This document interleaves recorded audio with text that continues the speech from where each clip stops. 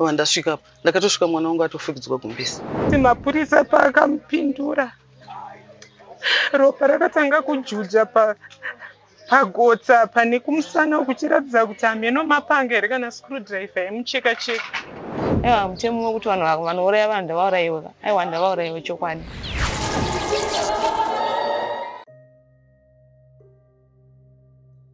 Tiri kusangana zvakare pachirongwa The Village pano paDestiny TV. Zita rangu ndinonzi Stella Mumusha. Tiri kuno kuGlenview uko vakamuka vachiona munhu akanga apondwa. Tataura nehama dzemufi avo vati vakafonerwa pakati peusiku vachinzi judo abaiwa. Vatsanangura vanoti akanga aenda achinorandutsira umwe wake akanga achirohwa. Vatataura navo vati pari kutsanangurwa kunzi vanhu vakafunga kuti mukomana wekutanga akanga arohwa afa, vachibva vatya kuti uyu aizoita witness, vachibva vamupondawo. Pandakafonerwa ndichitaura kunzi munini wako apasisina, anda kuzvibhilivha. Ndakazama kufonera mumwe wangu ndikati chamwari ndikuzwa kuti munin'ina pane zviri kuitika, svika panzvimbo kana zvikwanisika mutsvage ambulenzi mubatsire mukomana. Zvikanzi kana munhu achidza apondwa zvinorevei, kana munhu apondwa chinonzi apasisina munhu. Munhu andaifonera ndemumwe wangu wandoseenza naye, ndikati kana achinzi munhu apondwa chinonzi munhu atofa. Then I had to travel from Mutare ndikauya ndikaenda kubasa, ndikakumbira ndikasvika panzvimbo ndikadya mafotos ezvanga zvaitika. Vanhu vakawanda vaifunga kuti munin'ina wangu wemumba, because pese pandaifamba taifamba tese pese, even kuenda kunochema mai vemukomana ndaingo ndiri naye. Saka vanhu veitoti kuti mwana wamai wangu, ndikati munin'ina wangu pakuti pabondi tandakadai. Kuti pamba apa muzemba kakarara ndaingovhura dhoo, mukadzi ndatora mwana wangu ndambotendera nemufana wangu zvokuti ndabatikana zvachose. Handiri kutaura chikwadi, ndarwadziwa chidho wataenda ndasarikiriwa kwese kwandi kufamba ndinonzi munini wako wadi, munini wako wadi. Ndikati waenda, but is he speaking right now? I think I've never kuti zvisho aenda zvisho here. Ndatora mwana apa ndida kuti nditambe naye semazuva ese, but aramba kutamba neni semazuva ese. Kutangu ari kutoziva kuti baba hapasisina. Handasi kutaura zvakanaka, ndakabatikana. Mashoko amungade kutaura pamusoro pevanhu vasisakoshese upenyu iko zvino izvi kuti vanhu havachatya kudeura ropa. Ndichidzoredza nyaya kunzwa kwandiri kuita kubva pandasvika vhanezuro ndisvika pasini paakaurayirwa, ndichienda pamashops pacho nditaura nevanhu vanga varipo vane zvavari kunzwa nezvavakataura zvakaitika mashure before zvaitika. Ndiri kuona kuti life yaezvinizvi yatairarama isusu takatarisa paponderwa munhu nepanopamba, distance yacho it's less than 400 meters. Pamba zvokuti ndiri seni nini hapana munhu anga asingamuzivi musociety muno. Kureva kuti munhu through tsvagudzo yazoitwa nevanhu vachitsvaga information, munhu ari kunzi mukorokosi haagari kuno asi is married here, anogara muraini muno pakuona pamuderedza zvokuti akaziva kuti mwana wamuraini. Handifunga kuti aita zvinhu zvakafanira izvozvo. Ende chimwe chendazonzwa kuti noise yaitika, pane munhu tsari kutaurika kuti pane mukomana akanga anetsana nevanhu ava before that incident. Munhu vamurova, then they thought kuti munhu afa. Vakati since munhu afa uyu zvaitika mumaso make yatova witness, regai tibva tapfuudzana uyu because mangwana tinzatana nereference. Pasingazoti munhu wacho wauti afa haana kufa, because munhu ndiyari kutaura kuti zvakadai aringoperera paakasirwa ari mupenyu. Zvakazoitika after it lights off because iye angatonzi atofa. Zvichireva kuti munin'ina wenyu mimi afa achiedza kudzivirira dziwo, afa ari peacemaker. Inini ndakatarisa hondo dzaafira hati dzake. Mukomana wacho ari kunzi akarohwa akadini aitiwa saura wedu tese community chafira masomo angu inini ndakatarisa afira kuti akaona mumwe wake achirohwa. Iye vakati since uyo aona ndiye atovachi witness mangwana tikatogura umbo hwacho evidence ofine karipibva vakataura zvake wacho vese ndakatarisa vese vanenge navavo anotova iye wacho yacho vakarohwa wacho anotova mwana aimbova baba wemukomana uyu because mukomana uyu baba vake pavakashaika mai vake vakamboroorwa nebaba wemukomana uyu akarohwa wacho. Saka uyu achitarisa uyu aitova brother yake. Saka ndinonge akaita kuti no chirwirangu kuti mwana wababa wangu mubata shona rutaura kuti pamene bond yekuti uyu aiva mwana wababa wangu vaiva boyfriend yamai vake vakashaka baba vake. Baba wemukomana uyu nababa vangu vakasevenza vese vasati vashaika. Mai vake pavakazofa vakati mwana wangu ndakusiyira mina wako chengeta naye ndiwe watosara mukomana wangu mukuru vachireva inini vachiziva kuti takangokura tese mucommunity tiri vana vamwe chete zvokuti pamba apa ndani firstborn yepamba apa zvese zvepapa zvese ndindaita. Uyu mukomana apondwa uyu ndiye akanga ari dangwe mumhuri iyi. Mufamily anga asiri dangwe, anga ari nevanji. Dangwe musikana uyu because they were born vari 3. Musikana ndiye firstborn wa 88. Kuita mukomana uyu wa 91.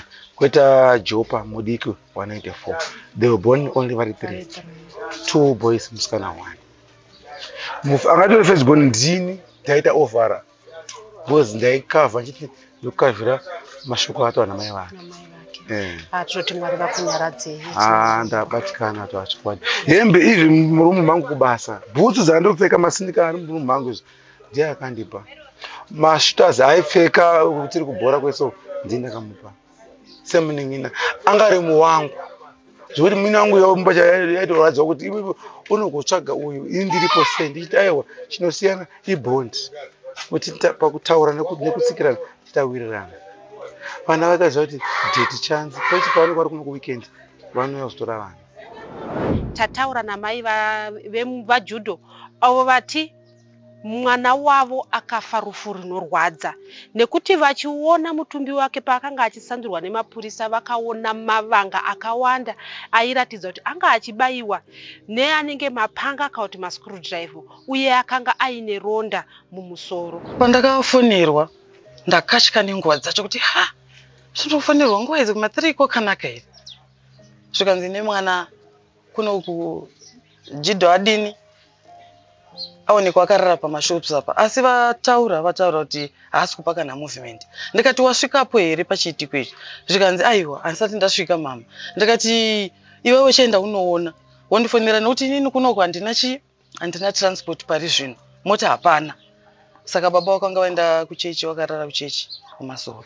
Saka ndobva ndavafonera murume wangu ndikati jidho hanzi adini akapondwa ariko kumashops. Saka ndisi kuziva kuti mupenyu here kana kuti haasi mupenyu nokuti ataura ari kunzi hanzi haasi kupfakanyika.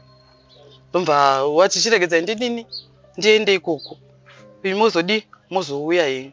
Saka ndobva ndafonera mwana wangu ari kushavani ndobva ati mama pane munhu ari kusvika ipopo manje wokutora imwe ndobva uyiwo zveshuwa nemota ndobva ndangopfeka zvandiri izvozvo izvi ndozvandakangobva ndakaita ndobva tapinda mumota ndobva ndasvikapo ndakatosvika mwana wangu atofukidzwa gumbisi. Saka ini pfungwa dzangu ndaifungidzira kuti ndichasikomuwana ari mupenyu ndomutora ndoenda naye kupi kuHarare hospital chero eni clinic iri padhuze anoonekwa kunzi ko haangawaniwo rubatsiro here but ndakaona atofukidzwa gumbisi. Ndobva ndasvika ndichimufugura ndichichema pai chiti ko waitwa sei kuna iwe jidho iwe ko ungafe seuku here mwana wangu wakangonyarara kutaura kuti vanhu kunoko hakuna vanhu vakunzwawo uchichema here. Apa samai ndaingotaura asi pakanga pasina chii pakanga pasina chimuko munhu anga atofa kudhara Akakufonerai uyu ndiani? Akandifonera mwana wasisi wangu anogara pano. Muningi Anonzi Patrick, mwana wasisi wangu inini. Uyu anonzi mukoma nemufi. Manzwa? Anonzi mukoma nemufi. Saka shamwari dzacho padzakauya dzakati mama tambouya nemunhu. Ndishamwari dzacho tikamusiya mugedhi. Asi iye azodini? Azobuda ndokuvatera anzi aida machips kwavari vakomana. Ndomba vamupa machips aya. Saka iye ndombati indakudzokera kupi? Ndakudzokera kwakare nokuti shamwari yangu iri kuita se ine vanhu vairi kunetsana naye ndoda kunovarandutsira. Ndoya akafira mwana wangu kuda kurandutsira. Zvichireva kuti pakanga parwiwa zvekuti vanhu vakarwa navava vanotozivikanwa. Vanhu vakarwa navo it's obvious vanozivikanwa but havasi kuda kudini? Havana kuda kutaura kuti akarwa nevava akarwa neava. Nokuti uyu mukomana wacho waairandutsira akarohwa pano apa. Ndokumva ati nyondi. Saka kudonha kwakaita vakafunga kuti adini? Afa. Manzwa.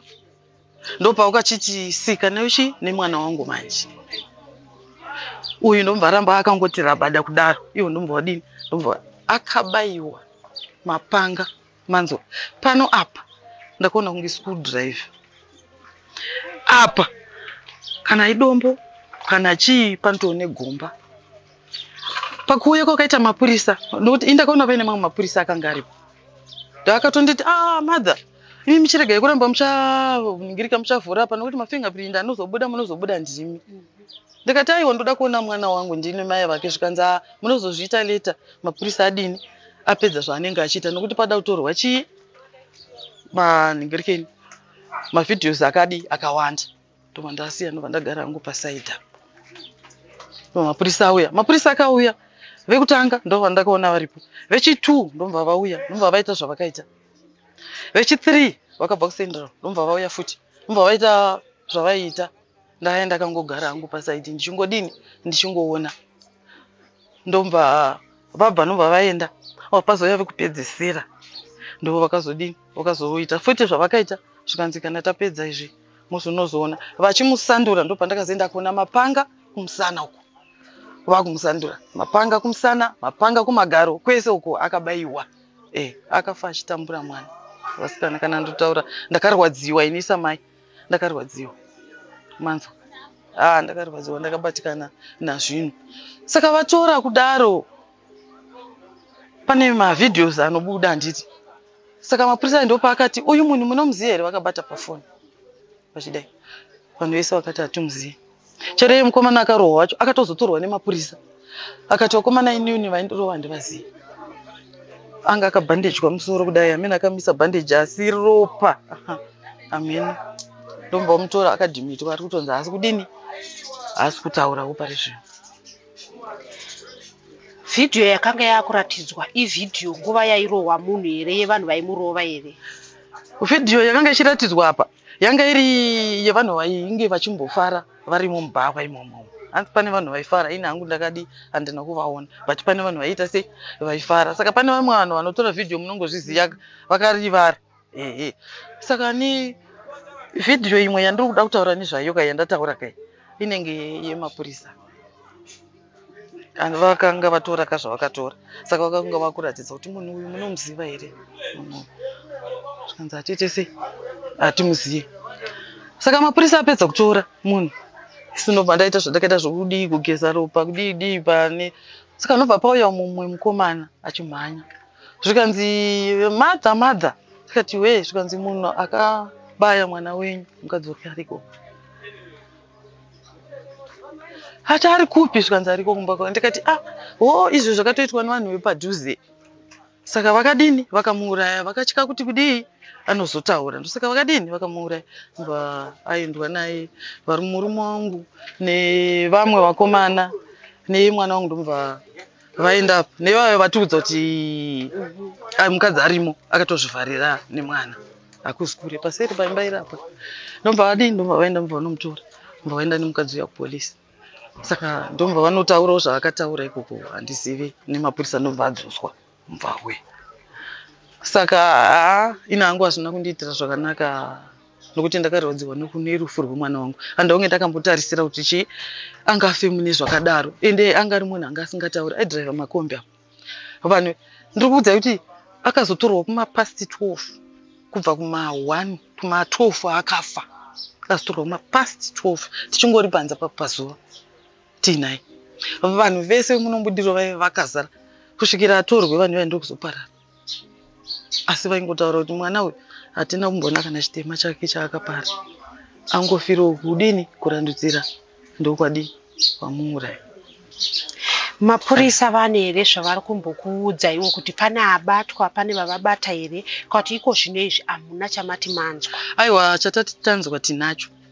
Tanzwa nekuti nezuro ndo vakataura mapurisa aya vakati tiri kuinvestigate nekuti uyu kudhara anga atodiniwo atopiwa umbo kuti wani wacho ndiye aibaya.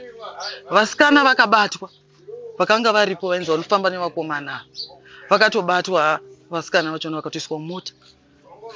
Vasikana vakaendwa navo. Zvichireva kuti vakomana vemunharaunda ndo zvazvinoreva. Vakomana ava vamwe vanonzi ndeve muno, vamwe vanenge vanonzi ndeve kuchure vakomana, nokuti vamwe vacho vakabatwa. Ndo semanzwira ndikuita ndokunzwa kuti vamwe vakadini, vamwe vacho vakabatwa. Kuri kuti mhondi dzemwana wenyu dzawana mukana kuti dziri kukuteererai, chii chamungade kutaura kune avo vakatora upenyu hwemwana wenyu? Ina handimbozvifarira manje kuti vangataure neni tichiwirirana.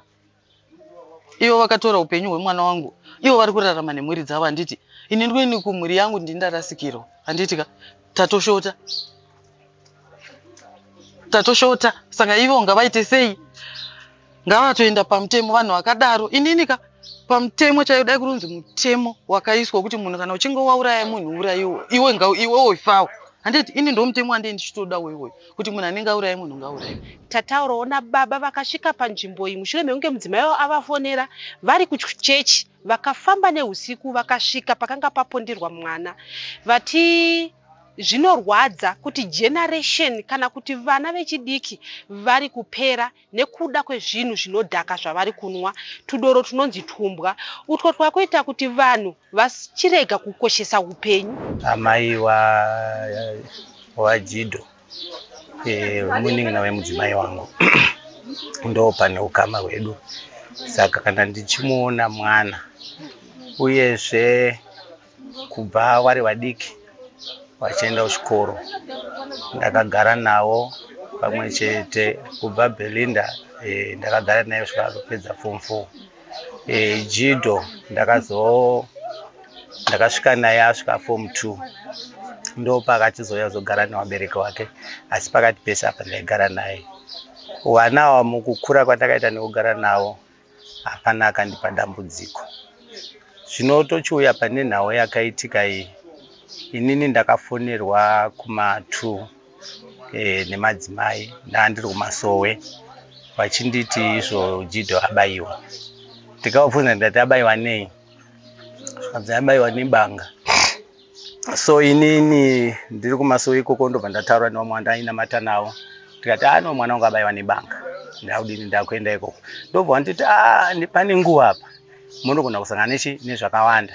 But ndakangoti no hazvina basa, regedzai ndidini ndifambe. Ndobva ndabva kwandakabva ndakapfeka magemenzi ndokusvika pasini pasvakaitikira pa4 terminus apa. Ndakasvika mukomana wayenga atofa. Hapana chatakamubvunza kuti chii chaitika. Akanga atofukidzwa gumbezi nemapurisa akanga abva paGlenview police station. So ndobva ndabvunza mapurisa kuti zvino zvazvaita so zviri kudini. Zvikanzi taakumirira vamwe wedu, kuchauya we-homicide, kuchauya we-forensic, ndo madepartments ava vakataura. Saka vakazouya nevamwe vakazouya we-dog section. Saka we-dog section vakati no panapa vanhu vaita temba around nenzvimbo hatichakwanisi kushandisa imbwa, ndobva vangoenda. Saka takachizomirira kuuya kwavakanga vachiita mamwe madepartments awe-homicide newe-forensic wakauya. Saka kuzouya kwavakaita wakuchitora mapicture I think ndo weforensic wakanga waine makamera avo. Ndo patakazonyatsorealize kuona kuti mukomana uyu akakwara, akafa rufu runorwadza. Kana muchizwa kunzi runorwadza ndo rwakaitwa naJoe. Akarwadzika nekuti pakanga paine nzvimbo dzakakwana kuita maundo engari pano pakabaiwa, poita kumusana ndofunga kabaiwa runa nepano pashoulder pano, then pozoita kugotsi kunoku kwakanga kuine buri zvakareva kuti akaputsika pasi negotsi.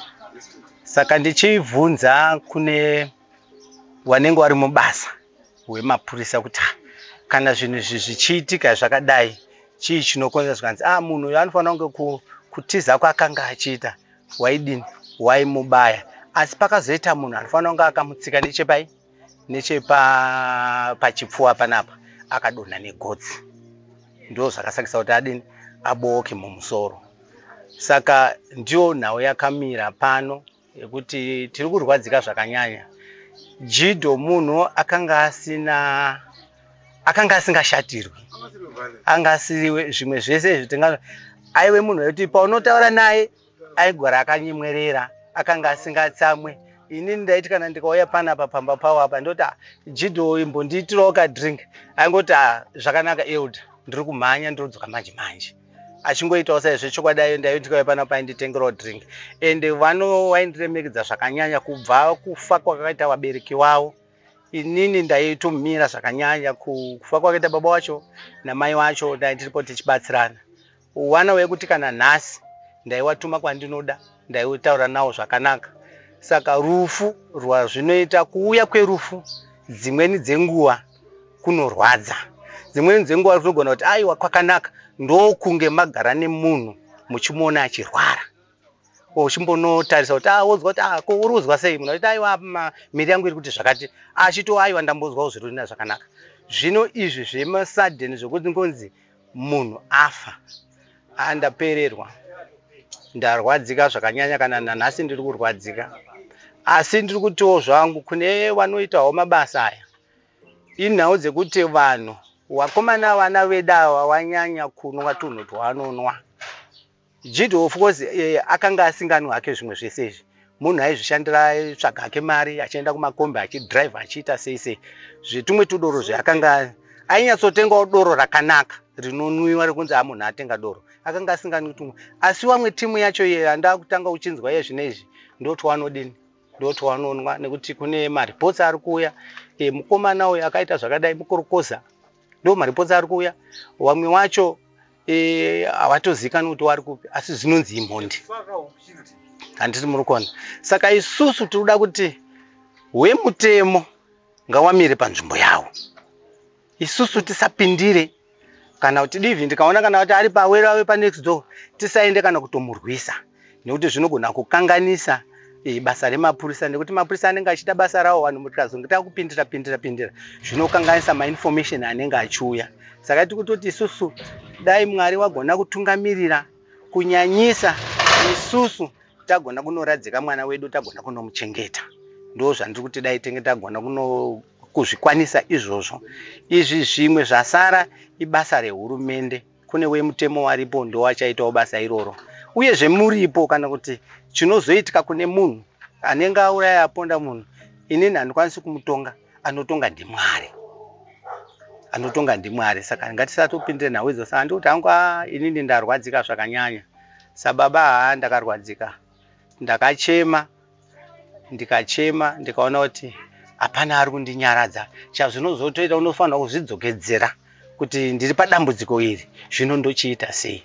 Saka muri kuona tiri pano tiri kuungana nemhuri, tiri kuedza nepatinokwanisa kuti tiunganidze mari dziri kudikanwa, dzekuti tigone kunotengawo kofini, tigone kunotengawo kuguwa, kana kuri kuendawo kumusha tikwanisa kuendawo kumusha. Ndo zvinhu zvatiri kutoti dai Mwari wagona kunopindira patiri, nekuti pamwe pacho mari dzacho ishoma. Tina mari dzakanyatsoti kwane, asi tiri kuti dai Mwari watitungamirira tagona kunoita izvozvo. Tagona kunoradza mukomana murugare, murunyararo, zvisina bishi, zvisina mere. Ndo zvandingangoti ndikakwanisa hangu kutaura panguva ino. Hanzvadzi yemushakabvu yataurawo kuti arwadziwa, zvekuti anga achitaura kuti death penalty dai yadzoka kuti anenge auraya aurayiwewo. Vanhu vakamubaya ava kana kuri kunzi vabatwa zveshuwa ka mutemo wakataurwayo kunzi munhu ndaayenga aurayiwe ka aiwa munhu ndaurayiwe kana dai kwaitonzi zvaitoita ini ndaitonoita wacho anouraya vanhu ivavo pamutemo wacho because ndakarwadziwa singaiti nhandodzi yangu kubva kuma2 kuzosvika munhu otorwa kuma2 masikati munhu angori pazuva chete ane marwadzo munhu kusvika pakutakurwa achingochema musodzi nekuti ropa richierera aiwa hangotaura chokwadi ndakarwadziwa kana izvozvi ndichiri kurwadziwa nhanzodzi yangu bozi munhu ane mhuri ane vana vake vanosara vachichengetwa nani vakauraya vacho vachasara vachichengeta mhuri dzavo aiwa mutemo wekuti vanhu vanouraya vanhu ndavaurayiwe aiwa ndavaurayiwe chokwadi. Imi makaziviswa nani nguvayi?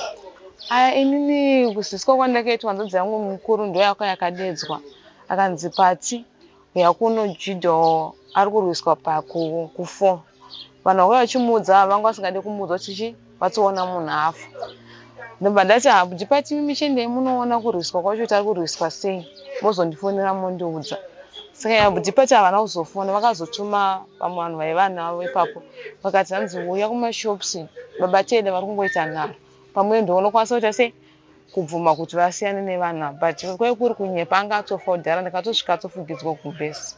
Ini ndakafonerwa kuma4 am zvichinzi hanzvadzi yenyu yapondwa ku4 handina kukwanisa kufamba because ndogara kuGlenview 3 manheru ndakashaya akandiperekedza because ndaingone mwana wangu tiri 2 ndakazotouya kwachena ndikasvika vanhu vakaita kuzara vatomuunganira vemunharaunda achinzi atofa kare ndakarwadziwa zvisingaite zvekuti vanhu vakadaro hanzvadzi yangu kandi kuti Mwari dai vavatonga rufu rwekurwadziwa semarwadzirwo akaitwa hanzvadzi yangu nekuti hanzvadzi yangu inoratidza kuti yakafa ichitambudzika nekuti mapurisa paakamupindura ropa rakatanga kujuja pagotsa pane kumusana kuchiratidza kuti nemapanga here kana screwdriver yemucheka-cheka nepadumbu apa vachivhiya kunge vari kuvhiya huku. Inini ndakarwadziwa zvikuru ndakarwadziwa nanhasi ndikurwadziwa nehanzvadzi yangu vanhu ava ndiri kuti Mwari ka dai avatongera rufu runorwadza marwadziro avakaita hanzvadzi yangu nekuti havangaurayi hanzvadzi yangu kunge nyama yehuku kudaro. Tataurawo nevagari vemuGlenview vati zvaakurwadza kuti muno muGlenview makanga musina nyaya dzekupondwa kwevanhu asi iko zvino izvi chiitiko ichi chasiya nzvimbo yavo yakasvibiswa. Sikuitika kwachakaitika chiitiko muri munharaunda chinzi kuti taingumuko tiri pakumuka kwemazuva ese kuri normal asi takazotuudzwa kuti kuri kunzi kwapondwa nevanhu vaingobva kwakuya kwakuonota ndo zvatoitika asi zvinhu chekuti chakatibata zvizhinji takave disturbed as a community kuti munzvimbo yatinogara mungaitikewo zvinhu zvakadai here chii chanyanyosvika kuti vanhu vasvike pakutadza kuziva kuti munhu anorarama munhu ungatadze kana kuti vane zvakaitika upenyu asi chakatibata zvizhinji kuti kana nanhasi vanhu havasi stable. Tinoona isusu kune dzimwe nzvimbo dzekuti unoti apa papfurika pausiku mungati here mimi kuno kuGlenview ndeke yekutanga kuti mimi munomuka muchinzwa kuti pane munhu apondwa. Kutaura chokwadi nzvimbo yedu inzvimbo yakasununguka zvakanyanya icommunity nevanhu vane rudo ende pakukura kwedu tiri vanhu vanozivana mukurarama. Inzvimbo isina kumbobvira yakaitika zvinhu zvakadai zvakatikatyamadza tichizvinzwa kuti ndiwo zvinhu zvaitika munzvimbo yatotandarira pari panzvimbo patogara tichifara tiri pamwe chete zvinhu zvakatishamisa zvikuru.